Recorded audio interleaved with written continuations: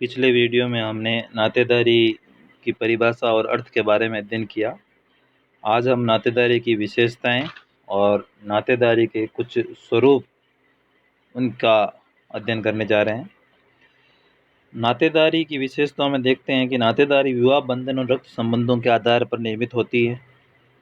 नातेदारी के संबंध गहरे भी होते हैं, उथले भी होते हैं, पास के भी होते हैं, दूर के भी हो सकते हैं और कई बार नातेदार के संबंध कठोरता भी लिए होते हैं, कई बार मृदु भी होते हैं।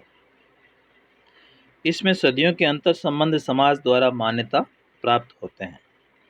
नातेदारी में अत्यंत सार्वभौम और आधारभूत संबंध वे हैं जो प्रजनन पर आधारित रहते हैं। विस्तार के आधार पर नातेदारी सीमित भी हो सकती है और विस्तृत भी हो सकती है। नातेदारी की व्यवस्था में व्यवहार के कुछ प्रतिमान होते हैं। इन प्रतिमानों के द्वारा ही व्यवहार निश्चित होते हैं या नियंत्रित और निर्देशित किए जाते हैं। नातेदारी की व्यवस्था में रक्त और विवाह संबंधों के अतिरिक्त कल्पित नातेदारी भी कई बार देखने को मिलती है। तो ये मुख्य रूप से नातेदारी की विशेषताएं हैं।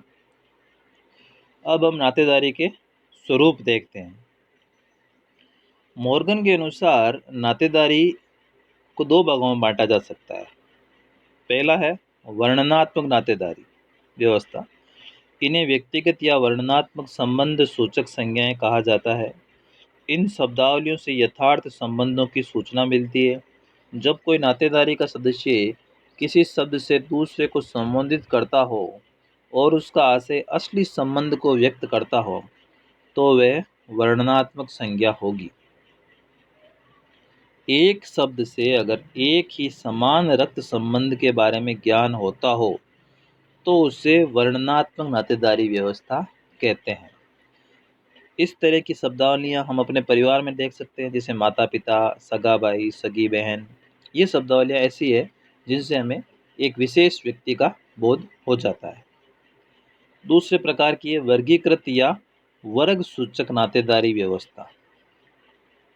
मॉर्गन के अनुसार जब एक शब्द के आधार पर कई प्रकार के संबंधों का बोध होता है तो उसे मानव शास्त्र में वर्ग सूचक या वर्गीकृत नातेदारी व्यवस्था कहते हैं।